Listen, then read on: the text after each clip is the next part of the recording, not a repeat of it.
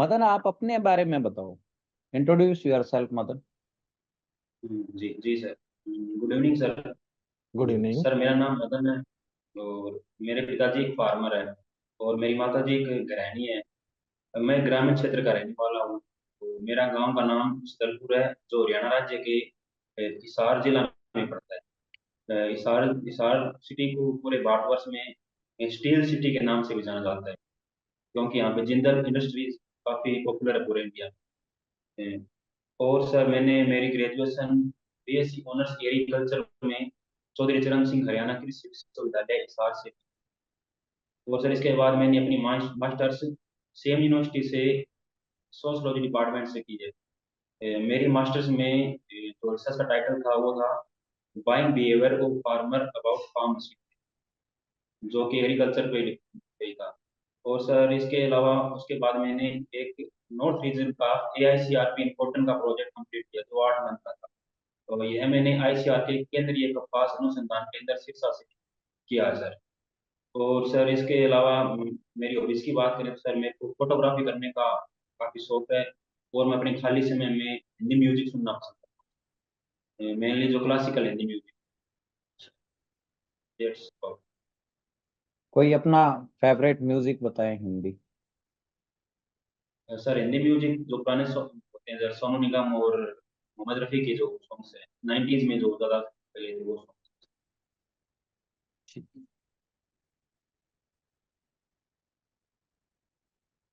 BAO का job profile क्या है मदन? सर जो ब्लॉक एग्रीकल्चर ऑफिसर का जो वर्क प्रोफाइल है वो सर मेनली एग्रीकल्चर कम्युनिटी से वेलफेयर के लिए होता है मेनली। तो इसमें सर की उसको ग्राउंड लेवल की रियलिटी बताओ, गांव में जाए, फार्मर की प्रॉब्लम्स को ग्राउंड लेवल पे समझे। इसके अलावा जो न्यू न्यू पॉलिसीज आती है गवर्नमेंट की, स्टेट गवर्नमेंट की और सेंट्रल गवर्नमेंट को, फार्मर तक पहुंचाना मेनली एक्सटेंशन का काम होता है। या कोई मॉडर्न मैकेनाइजेशन या कोई मॉडर्न किसी चीज आई है वो फार्मर को अवेयर कराना, उसको पॉसिबल हो तो प्रोवाइड भी करवाना, जैसे कस्टम हायरिंग सेंटर से उनका कांटेक्ट करवाना। और अलग अलग डिपार्टमेंट से भी ये तो समन्वय बना के रखता है अलग अलग डिपार्टमेंट से, जिससे कि कोई भी कार्य हो फार्मर से रिलेटेड या स्टोरेज प्रोसेसिंग मार्केटिंग से रिलेटेड सब कार्य अच्छे से। और फिर इसके अलावा काफी सारे इस तरह के वर्क वर्क होता है भी। ठीक है।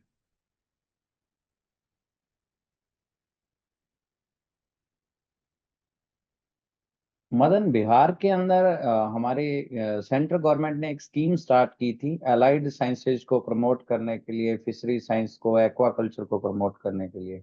पता है वो कौन सी जी स्कीम है आपको? सर इसका एग्जैक्ट तो नहीं पता सर, मैं मेरे हिसाब से सर मत्स्य संपदा योजना, इसके क्या अंदर जानते हैं एग्रीकल्चर आप के, इसके बारे में?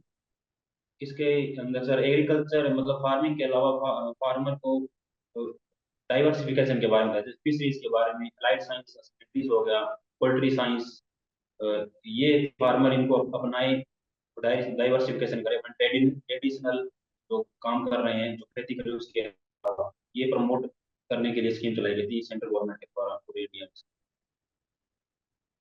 क्या क्या इसका क्या इम्पैक्ट पड़ा?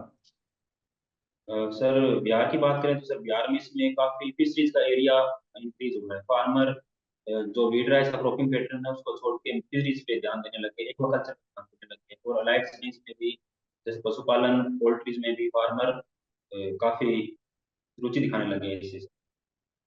तो फार्मर की इनकम इंक्रीज हुई है मैंने देखा जाए इसके डेटा के साथ। गवर्नमेंट वगैरह ने इसके लिए क्या फंडिंग की, क्या आपको इसका कोई थोड़ा बहुत आइडिया है इसके बारे में? सॉरी सर इसके पता नहीं सर, पता करो। ठीक है, ठीक। बिहार के अंदर एक बिहार डीजल अनुदान योजना चलती है, क्या जानते हैं आप इसके बारे में? तो सर ये बिहार गवर्नमेंट की स्कीम है सर, ये मेनली फार्मर्स को खरीफ सीजन के लिए इरिगेशन फैसिलिटीज उनको मिलती रहे इसके लिए पंप सेट से जो डीजल पंप सेट होते हैं उनके लिए उन्हें 30 रुपए प्रति लीटर के हिसाब से डीजल के, तो उसके हिसाब से देते हैं 300 रुपए प्रति एकड़ अधिकतम। इसमें उनको फाइनेंशियल हेल्प मिलती है गवर्नमेंट की तरफ से फार्मर्स। इसका कोई क्राइटेरिया है क्या भाई, इतने इरिगेशन के लिए है, इतनी इरिगेशन के लिए है, ऐसा कुछ? ये सर खरीफ सीजन में तीन सिंचाई के लिए दिया जाता है ये कम 900 रुपये, तीन सिंचाई तक। ओके। और धान की सीडलिंग के वगैरह के लिए? धान की सीडलिंग के लिए भी सर बिहार गवर्नमेंट ने स्कीम चला रही है, जैसे कम्युनिटी नर्सरी डेवलपमेंट, जैसे सारे फार्म मिलके एक जगह अपनी नर्सरी तैयार करें, जिससे उनका काफी फायदा, क्योंकि जो मार्जिनल फार्मर उनके लैंड फ्रेगमेंटेड है, छोटे छोटे लैंडेड है, तो वो एक जगह अपनी नर्सरी लगाए। तो इसके लिए भी सरकार ने उनको फाइनेंशियल हेल्प दी है, शायद मेरे हिसाब से 7,500 रुपीज के ऑलमोस्ट, गवर्नमेंट प्रति एकड़ के हिसाब से उनको सब्सिडी या रुपये देते हैं जैसे इसके। और बिहार के जो फार्मर्स हैं उनकी जी क्या समस्याएं हैं, और एज एन बीए होते हुए आप उन समस्याओं को किस प्रकार से कम कर सकते हैं? जी सर, मेनली बात की जाए बिहार की, तो सर मेनली वहाँ पे जो मेन प्रॉब्लम लैंड होल्डिंग की है, उनके पास मार्जिनल लैंड, कम लैंड और फ्रेगमेंटेड लैंड वो फ्रेगमेंटेड है। तो सर मेन जो ऑटो रहेगा बीएओ का, कि वो उनको फार्मर ग्रुप बनाया जाए, जैसे एफएओ, कि उनकी एक यूनिट बन जाए, तो वो सभी साथ मिलके काम करे, सेम वैरायटी लगाए, सेम मशीन यूज करे, या फिर सारे फार्मर इकट्ठे होकर कस्टमाइजिंग सेंटर में मशीन ले सकते हैं, उनको ये अवाइड करेगी।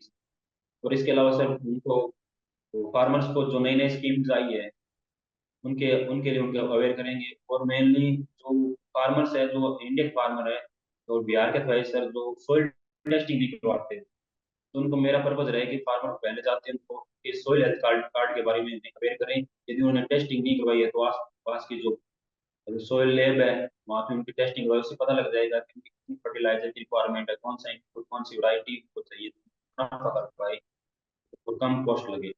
सर इसके अलावा उनको, सर स्टोरेज के लिए उनको प्रेरित करूंगा कि जो आपने कुछ प्रोड्यूस लगाया है, तो जो हार्वेस्ट किया है, उसको स्टोर करे कुछ समय के लिए, कम कीमत में है उसको प्रोसेस करे और अच्छी जगह उनको सेल करें। तो सर ये काफी सारे काम रहते हैं सर पीएओ का, तो मैं मेरा मेन फोकस फार्मर की वेलफेयर के लिए।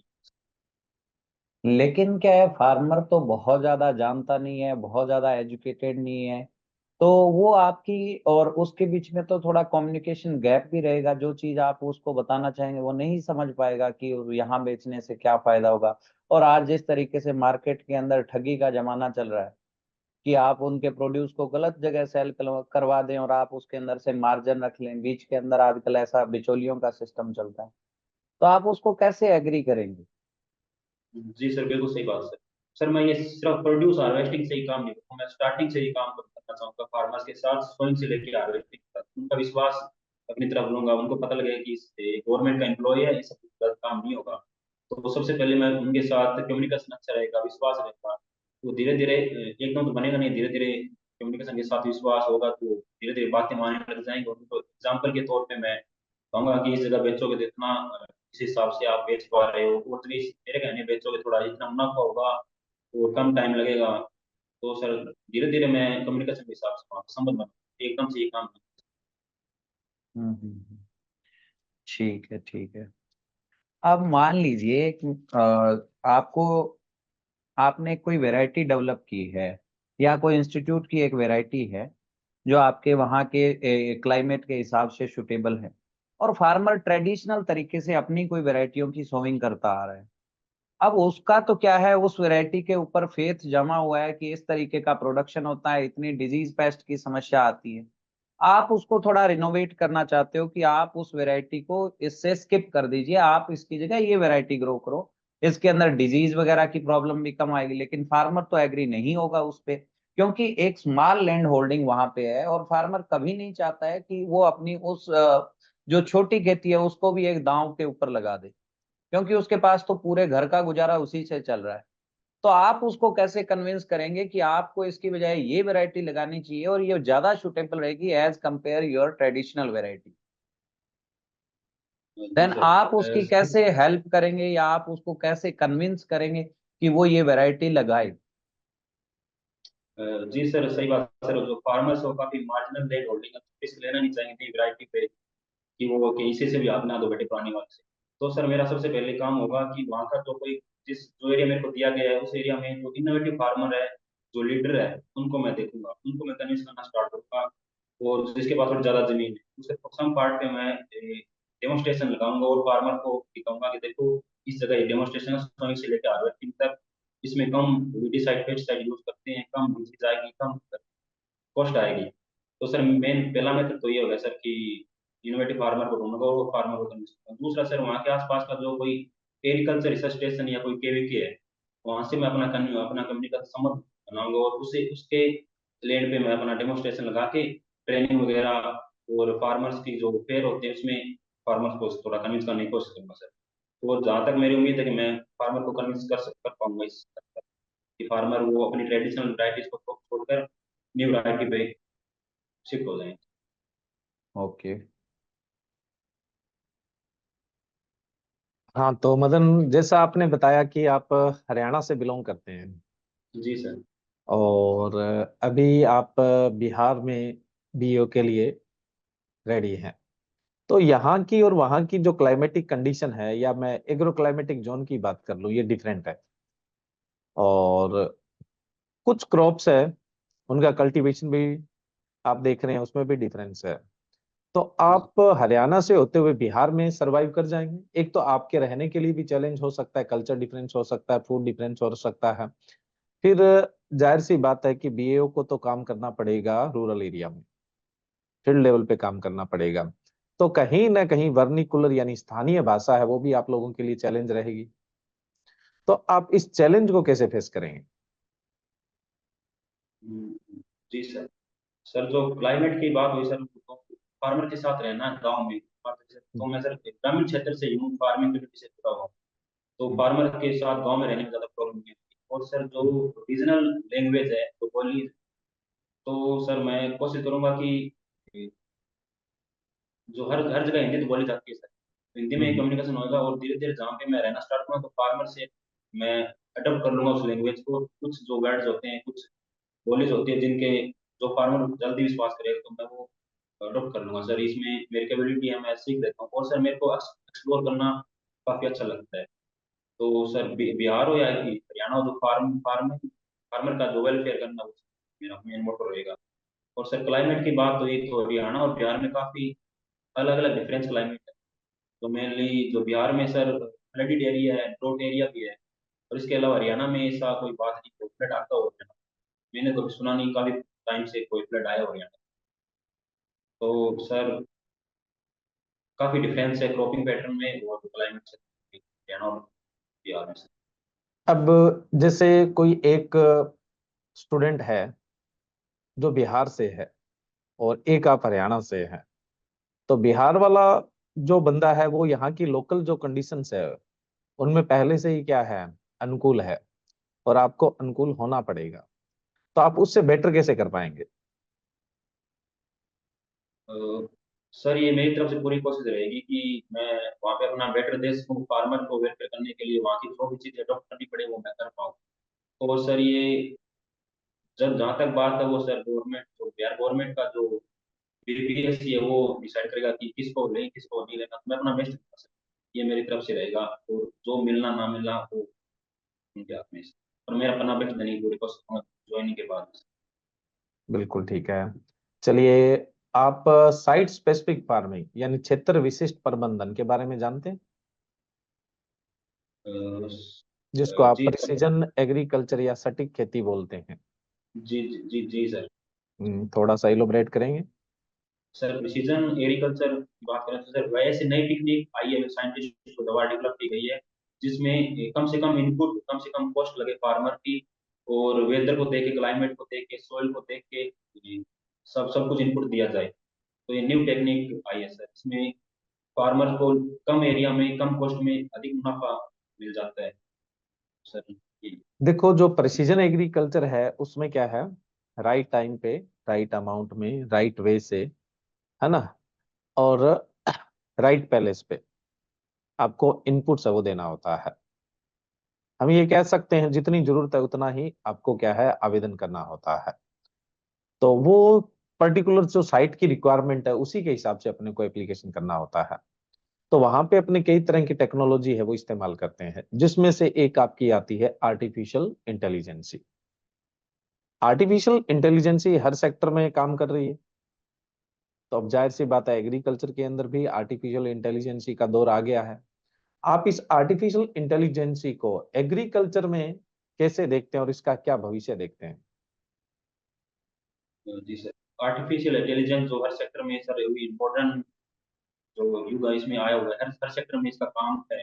इसको किस हिसाब से हम यूज करते हैं वो हम पे डिपेंड करता है। तो सर एग्रीकल्चर की बात करें तो सबसे पहले सर एआई की हेल्प से हम सॉइल टेस्टिंग कर सकते हैं, या स्टेलाइट की हेल्प से हम सॉइल को देख सकते हैं कि कौन सी सॉइल वाटर लॉगिंग है या ड्रॉट कंडीशन में आई हुई है, और किसमें कौन सा न्यूट्रिएंट अधिकतम या फिर एक्सेस में या डेफिशिएंसी, इस हिसाब से हम एआई को यूज कर सकते हैं। इसके अलावा सर जो क्रॉप है अपने फील्ड में, एआई की हेल्प से हम पता लगा सकते हैं कि क्रॉप को कब वाटर की रिक्वायरमेंट है, कब वाटर देना चाहिए, कितना वाटर देना चाहिए, कितने डेप्थ में वाटर देना चाहिए, ये भी यूज कर सकते हैं। और खड़ी क्रॉप में हम ड्रिप्स की हेल्प से एआई से पता लगा सकते हैं कि सर उसमें कौन से न्यूट्रिएंट की स्प्रे करनी चाहिए इस टाइम, किसकी डेफिशिएंसी आ गई है। और हम एआई की हेल्प से एडवांस में प्रेडिक्ट कर सकते हैं कि इस क्रॉप में, इस एरिया में कितना हमें yield मिलने की संभावना है। ठीक है। एज ए बीएओ और आप AI के काफी सारे यूजफुल हो सकते हैं, जैसे वेदर प्रिडिक्शन का भी हम कर सकते हैं, वेदर फोरकास्टिंग का। ठीक है। जी सर। एज ए बीएओ आप बिहार के अंदर आर्टिफिशियल इंटेलिजेंसी को बढ़ावा दे रहे हैं, फार्मर में आर्टिफिशियल इंटेलिजेंसी की इंपॉर्टेंस बता रहे हैं। तो उस समय आपको क्या लगता है कि सबसे बड़ा चैलेंज जी क्या सर। होगा? सबसे बड़ा चैलेंज क्या होगा? भाई किसान है वो उसको अपनाने के लिए तैयार नहीं है। सरकार और जो इरा है या फिर मैं बोलूं कि जो युग है वो ये कह रहा है कि आर्टिफिशियल इंटेलिजेंसी के बगैर कुछ है नहीं आज के समय, उसको अपनाना ही पड़ेगा। तो हमें आर्टिफिशियल इंटेलिजेंसी को एग्रीकल्चर में भी लाना होगा। लेकिन आप जो किसानों को आर्टिफिशियल इंटेलिजेंसी की इंपॉर्टेंस बता रहे हैं कि वो लोग अडेप्ट करें, तो वहां पे आपको क्या क्या जो चैलेंज है वो फेस करने पड़ सकते हैं? जी सर। सर बिहार की बात करें सर, मेनली जो बिहार के फार्मर्स है वो इतने एजुकेटेड नहीं है कि न्यू टेक्नोलॉजी को यूज कर पाए या अडेप्ट कर पाए एकदम से। हम्म। तो सर मेन प्रॉब्लम बिहार की है न्यू टेक्नोलॉजी करने के लिए। और सर वो रिस्क एबिलिटी नहीं है उनके पास, इनोवेटिव नहीं है सर बिहार के फार्मर। तो जो इनोवेटिव है सर, जैसे एजुकेटेड है तो उनके पास लैंड, मार्जिनल लैंड, वो फ्रेगमेंटेड लैंड है, तो उस टेक्नोलॉजी को ज्यादा लेवल पे यूज नहीं कर पाएंगे जिस हिसाब से उनको फायदा मिल सके। तो सर मेन चैलेंज बिहार का यही है सर, एजुकेटेड अनस्किल और मार्जिनल लैंड होल्डिंग सर। ठीक है।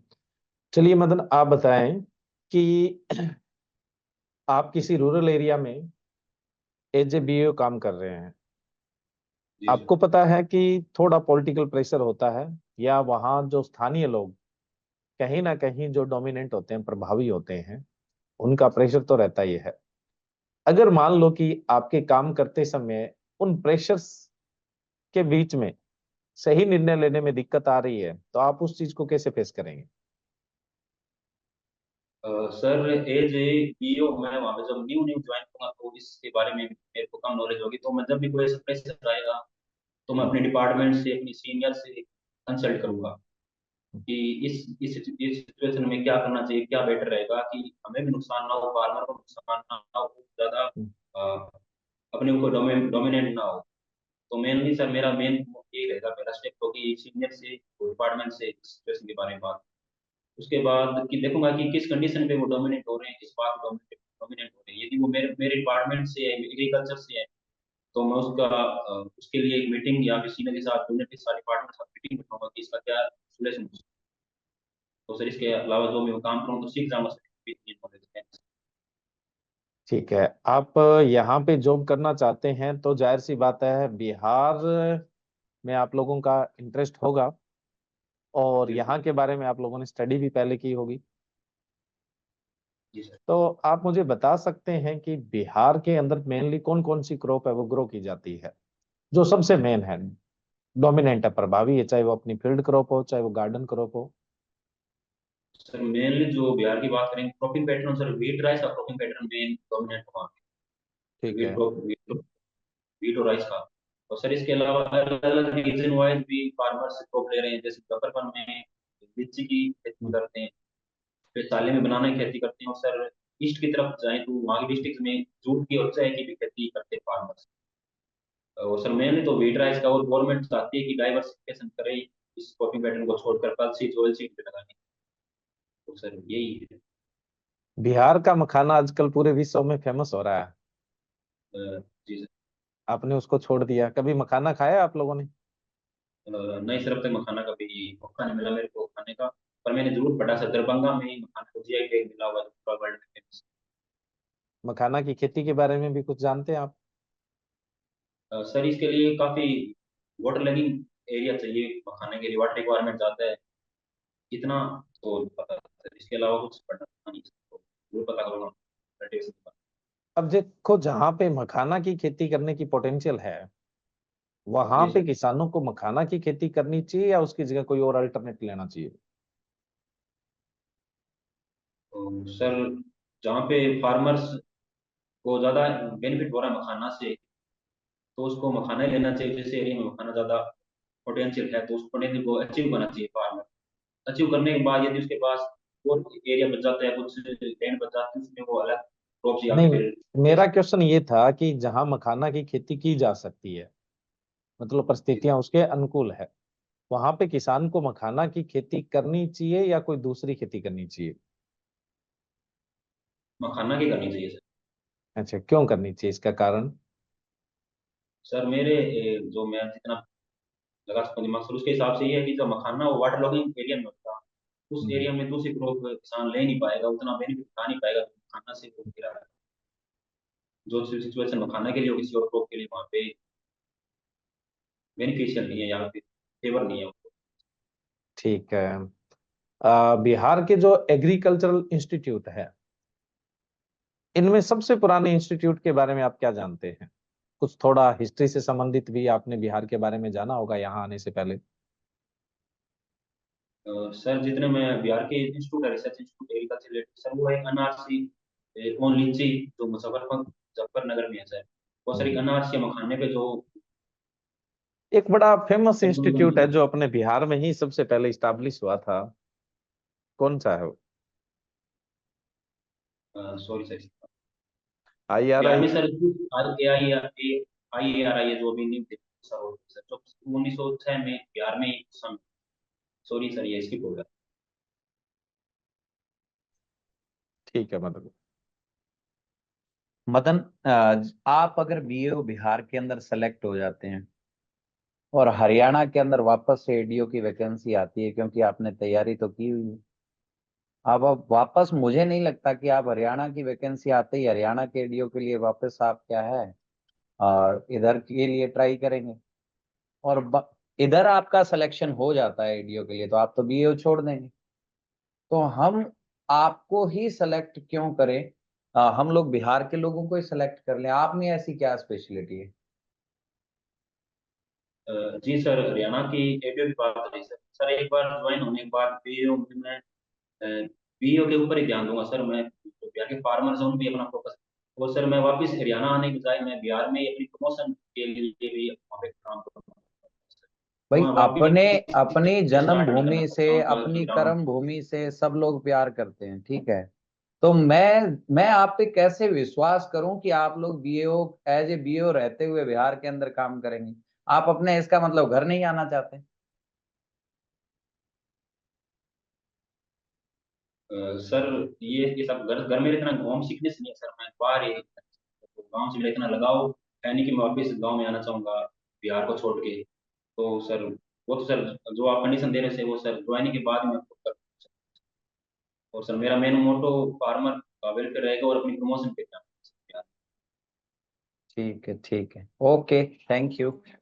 ठीक है मदन, बिहार आए हो, जाते वक्त मखाने जरूर लेके जाना। ठीक है। जरूर जरूर सर।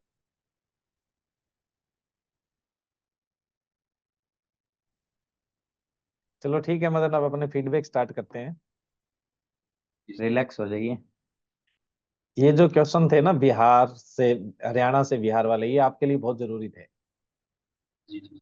क्योंकि सबसे चैलेंजिंग रहेंगे आप लोगों के लिए। अपने इस पे काम करेंगे तो जाहिर सी बात है कि पहले से प्रिपेयर रहेंगे, तो वहां पर ये हमें दिक्कत नहीं करेंगे। चलो पॉइंट टू पॉइंट बात करते हैं पहले जी सर। सर। देखो, पहला क्वेश्चन मैंने आपसे इंट्रोडक्शन से पूछा था, आपने बहुत अच्छा बताया। थोड़ा सा कॉन्फिडेंस रखना है आप लोग। थोड़ा सा मैंने जैसे ही आपसे इंट्रोडक्शन के लिए पूछा, आप थोड़ा कॉन्फिडेंस लूज कर गए थे, ठीक है। बाद में स्टेबल पोजीशन में आए, लेकिन आपको भी पता लगा होगा ये चीज। जी जैसे ही फर्स्ट क्वेश्चन, क्यों इंट्रोडक्शन आपका बढ़िया था, आपने हर चीज को मेंशन किया। आपने अपनी स्पेशलिटी को भी मेंशन किया, फैमिली एंड आपका ग्रेजुएशन, एमएससी, आपने हॉबी के बारे में भी बताया। एक आप क्या है, जैसे सर मैं अपनी हॉबी के बारे में बता सकता हूँ, तो ऐसी कुछ बोलने की जरूरत नहीं है सर, मेरी हॉबी ये है, ऐसा बोल सकते हैं आप। दूसरा, आपने जी बीओ की जो वर्क प्रोफाइल बताई, तो उस पर थोड़ा सा काम और करो।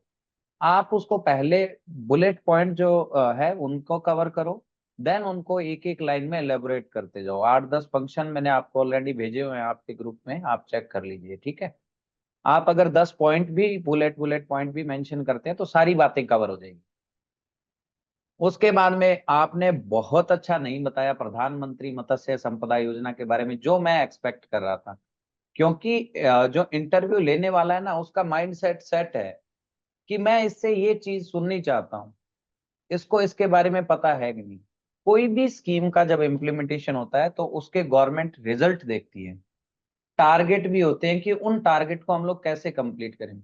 आपने सिंगल डेटा भी मेंशन नहीं किया। सिंगल डेटा भी मेंशन, मैंने बहुत बार क्रॉस क्वेश्चन भी किया कि आप बजट के बारे में बताइए, इसके इम्पैक्ट क्या है, मतलब कि उसमें आप पीएचडी लॉसेज को कम वगैरह करके बता सकते थे, फिशरी सेक्टर की ग्रोथ को बता सकते थे, उसके अंदर आप लोग वहां के जो फार्मर की इनकम इनहांस हुई है उसके बारे में बता सकते थे, आप गवर्नमेंट का जो एक्सपोर्ट का टारगेट है वो बता सकते थे। इसके अलावा सबसे बड़ा जो आज के टाइम में अगर बात करूं, बिहार के अंदर सबसे बड़ा बजट इसके ऊपर लगा हुआ है इस योजना के लिए, तो आपने एक भी डेटा मेंशन नहीं किया, इवन डेट भी मेंशन नहीं किया आपने, ये स्कीम कब आई थी। मतलब एक ये ना नाम से जो अपन बोल सकते हैं ना, प्रधानमंत्री मत्स्य संपदा योजना, जो नाम से डिराइव कर सकते हैं चीजें, वही आपने बताई।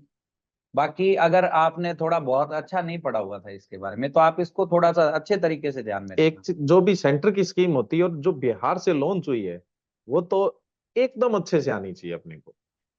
और दो पॉपुलर जैसे स्कीमें हैं, केसीसी है, किसान सम्मान निधि योजना, ये हर स्टेट के लिए और खास करके जहाँ मार्जिनल और स्मॉल फार्मर है वहां तो और ज्यादा इंपॉर्टेंट है। इनका तो अपने को क्या है, एक एक पॉइंट पता होना चाहिए। क्योंकि ये चीजें कॉमन हो जाती हैं हमारे लिए। बिहार का चलो कोई एक आधी डेटा अगर मिस कर गए ना, और अदर स्टेट के हैं, तो उसका बहुत बड़ा इम्पैक्ट नहीं पड़ेगा। लेकिन हमें ओवरऑल चीजों के बारे में पता होना चाहिए। फिर मैंने आपके बिहार की स्कीम के बारे में पूछा था, डीजल वगैरह के बारे में, वो आपने ठीक बताया था। फिर बिहार के फार्मर की समस्याएं आपने ठीक बताई, कि बिहार के फार्मर की सबसे बड़ी समस्या यही है कि उसका small size of land. Variety से रिलेटेड क्वेश्चन पूछा था, उसमें आप एक दो चीजें ऐड कर सकते थे कि सर हम उनको फ्री सीड देंगे थोड़ा, ताकि फार्मर क्या है उस फ्री सीड को ट्राई करेगा। तो आपने ये चीज मेंशन नहीं की, मैं यही एक्सपेक्ट कर रहा था आपसे। क्योंकि अगर हम लोग डेमोस्ट्रेशन लगवा के हम लोग मॉनिटर नहीं करेंगे, तब तक उसको हम लोग एडिक्टेड नहीं बनाएंगे, तब तक फार्मर अपनी ट्रेडिशनल चीज को नहीं छोड़ने वाला है।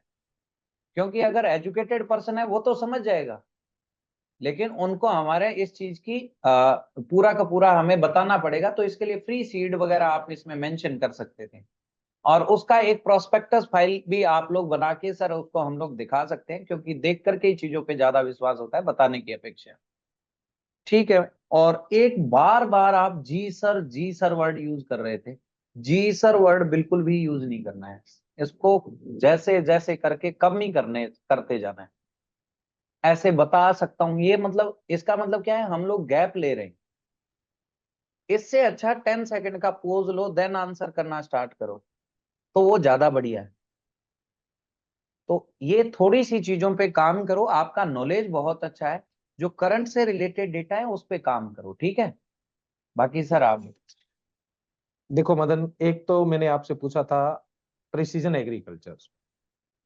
प्रिसीजन एग्रीकल्चर के आंसर से मैं बिल्कुल भी सेटिस्फाई नहीं हूँ, क्योंकि प्रिसीजन एग्रीकल्चर में बताने के लिए बहुत कुछ है।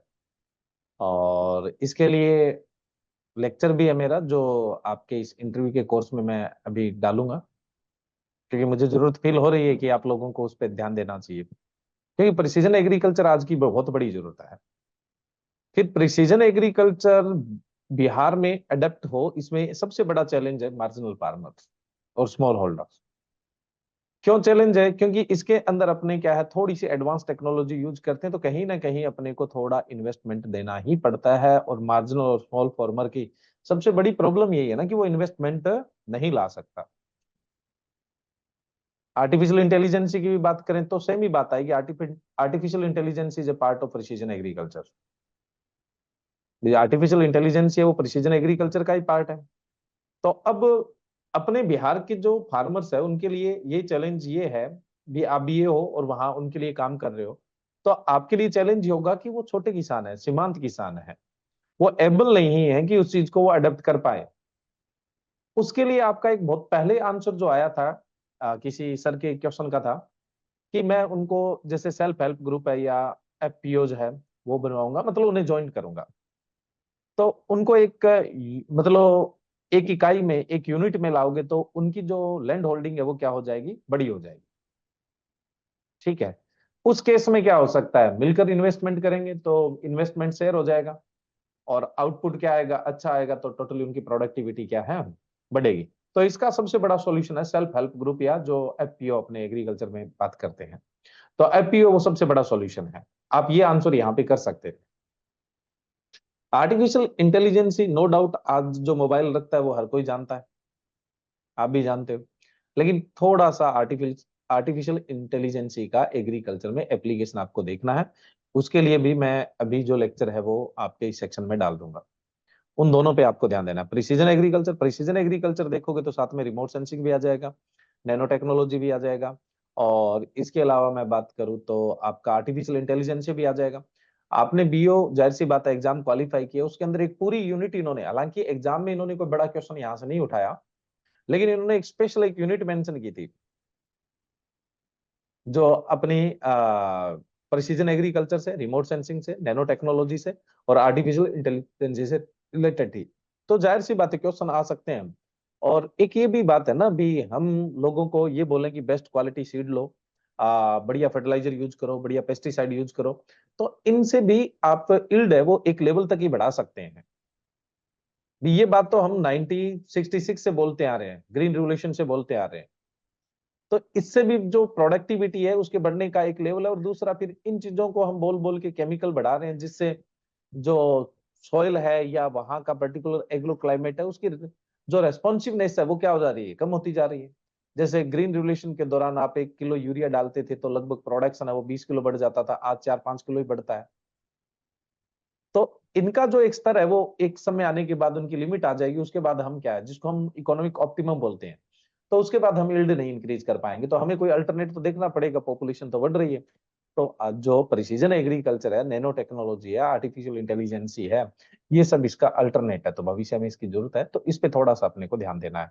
और ध्यान देने का मैंने सोर्स आपको बता दिया, आपके एप्लीकेशन पे एक लेक्चर डल जाएगा, 2-3 लेक्चर होंगे जिसमें जो मैं सारी बातें कर रहा हूँ वो कवर होगी। इस पे ध्यान देने की आपको जरूरत है भाई, कॉन्फिडेंस में कोई दिक्कत नहीं है। दूसरा एक ये थी कि आपके लिए चैलेंज क्या होगा, तो आपने यहाँ पे एक थोड़ा सा ये ऐसा टारगेट किया, जैसे आप हरियाणा से और यहाँ बिहार के फार्मर, यहाँ बिहार के फार्मर जो है वो जाहिर सी बात है कि अपने बिहार के जो फार्मर है उनके पास मार्जिनल होल्डिंग है। ये हम नहीं कह रहे हैं, ये अपना देश का डेटा कह रहा है, बिहार का डेटा कह रहा है। ठीक है, तो यहाँ पे जो लैंड होल्डिंग है वास्तव में चैलेंज है, फ्लड है वो वास्तव में चैलेंज है, और इलिटरेसी भी वास्तव में क्या है, चैलेंज है। फार्मर की जो इलिटरेसी है वो क्या है, चैलेंज है। ऐसे तो भाई सबसे ज्यादा देश को आईएएस आईपीएस बिहार ने दिए हैं, लेकिन फार्मर की जो इलिटरेसी है वो प्रॉब्लम है। तो अपने ये बोलेंगे जी अपने यहाँ के जो फार्मर है वो इलिटरेट है, हम यहाँ टारगेट नहीं करेंगे कि बिहार के। फिर ऐसे फील होगा कि आप दूसरी जगह के, आपको, अब जैसे मान लो कि मैं इंटरव्यू ले रहा हूँ, तो मैं बार बार अपने राज्य की बात क्यों कर रहा हूँ, आपको वही बात करनी है। अपना तो होना चाहिए, जाहिर सी बात है, तभी तो वहां पे आप काम कर पाओगे। नहीं तो सर का क्वेश्चन था कि वहां एडीओ आ जाएगी तो भाग जाओगे। ठीक है, तो उसमें कोई दो राय नहीं है। तो टारगेट अपने को क्या है, जनरली नहीं करना है। हमें ये करना चाहिए, अपने यहाँ बिहार के अंदर ये समस्या है, फार्मर छोटे हैं, अपने यहाँ समस्या है, अपने यहाँ समस्या है, अपने यहाँ समाधान, अपना शब्द अपना लो। ठीक है, बाकी तो सब ठीक था, कोई समस्या वाली बात नहीं है। अब बात रही कि आप हरियाणा के हो यहाँ पे, तो देखो आप ये बोलना कि एग्रीकल्चर के स्टूडेंट वैसे हार्डी नेचर के ही होते हैं जी। मैं फार्मर फैमिली से बिलोंग करता हूँ, एजुकेशन सारा बाहर से हुआ है, फिर जॉब भी बाहर से ही हुआ है, तो मेरे लिए हरियाणा या बिहार में कोई फर्क नहीं पड़ेगा। मैं एक नए इन्वायरमेंट में नया सीखूंगा और एंजॉय करूंगा। हरियाणा तो तमाम उम्र रहा हुआ हूँ, अब यहाँ सीखूंगा, एक्सप्लोर करूंगा, तो ज्यादा मुझे कुछ नई चीजें सीखनी। यहाँ पे एक सुंदर जवाब आपको देना है कि मेरा ये मानना है कि एक इंसान को एजुकेशन अलग अलग जगह से लेनी चाहिए और वर्क भी समय समय पर अलग अलग लोकेशन पे करना चाहिए, जिससे उसे उसके काम के नॉलेज के साथ साथ अन्य जो कल्चरल नॉलेज है और जो मानव व्यवहार का नॉलेज है वो बढ़ जाता है। तो हरियाणा का मुझे अच्छा नॉलेज है, अब मैं बिहार में काम करूंगा तो मुझे नया सीखने को मिलेगा और ये ही मेरी हैबिट है। अब ये देखो आंसर कितना बढ़िया हो जाएगा। फिर मैं हार्डी नेचर का हूँ, एग्रीकल्चर के स्टूडेंट हार्डी ही नेचर के होते हैं, इस बात से कोई फर्क नहीं पड़ता कि वो हरियाणा है ये बिहार है। और वैसे भी मैं इस बात में भरोसा करता हूँ कि इंसान को अपने एजुकेशन के दौरान अलग अलग डिग्रियां अलग अलग लोकेशन से करनी चाहिए और वर्क भी अलग अलग लोकेशन पे करते रहना चाहिए, जिससे सीखने को बहुत कुछ मिलता है। काम के साथ साथ वहाँ के इन्वायरमेंट से, वहाँ के कल्चर से हमें बहुत सारी नई चीजें सीखने को मिलती है जो हमारे ग्रोथ के लिए बहुत इंपॉर्टेंट होती है। ठीक है, ये आंसर आप थोड़ा सा इसको बढ़िया कुक कर लेना, मतलब इससे इर्द गिर्द मर जाना, इसके आसपास ही रहना है भी, मैं इसमें भरोसा करता हूँ। अब ये बात बोलते ही ये हो जाएगा कि आपकी बीएससी और एमएससी एक ही जगह से हुई है। आप फिर क्या बोलोगे, जब मैंने क्या है कॉटन में जॉब की तो वहां पे मुझे जो कलीग्स थे वो अलग अलग इन्वायरमेंट में कुछ काम करके आए हुए थे, तो उनसे ये समझ में आया, उनको बहुत सारी चीजें थी वो फेस नहीं करनी पड़ती थी और मुझे फेस करनी पड़ती थी। तब से मेरे दिमाग में ये समझ में आया कि जो वर्क है वो अलग अलग लोकेशन पे करें तो हमें बहुत कुछ सीखने को मिलता है। आप ऐसा भी मेंशन कर सकते हो कि हमारे साथी जो है वो एमएससी के अंदर बिहार के ही थे, तो हमने कुछ चीजें वहां से भी सीखी है। तो मुझे नहीं लगता सर कि वहां का बहुत ज्यादा कोई कल्चर डिफरेंस है जिसके अंदर मैं अडेप्ट नहीं हो पाऊंगा, क्योंकि चौधरी चरण सिंह यूनिवर्सिटी, जेआरएफ, एसआरएफ सब लोग आते हैं वहाँ पीएचडी के लिए। तो ये आप और मेंशन कर देना तो अपने आप आंसर तैयार हो गए। ठीक है, इस पे ज्यादा सोचने की जरूरत नहीं, क्योंकि अदर स्टेट का स्टूडेंट है ना, कई बार दूसरे स्टेट में जाता है तो उसके लिए बड़ा मतलब अंत तक ये नहीं आंसर ढूंढ पाता कि इसका जवाब क्या होगा। तो इसका जवाब यही होगा कि मेरा भरोसा है अलग अलग लोकेशन पर काम करते हुए अच्छा सीखना। और मैं बिहार के जो स्टूडेंट है उनके साथ रहा हुआ हूँ तो मुझे कोई बड़ा डिफरेंस नहीं लगा। और फिर एग्रीकल्चर वाले स्टूडेंट के लिए डिफरेंस मायने रखता ही नहीं। ठीक है, बिहारी नेचर का ये आपको मेंशन करना है। बाकी तो चलो जो क्वेश्चन थे, जैसे अभी मैंने आपके एमएससी का जो थीसिस का टॉपिक है उससे संबंधित क्वेश्चन नहीं उठाए, क्योंकि आपके पहले इंटरव्यू में ये क्वेश्चन जरूरी थे ताकि आप निश्चित हो जाओ कि मेरा जवाब क्या होगा। थीसिस तो आपने की है, उसके आंसर आप अच्छे से दे देंगे, कोई बड़ी बात नहीं।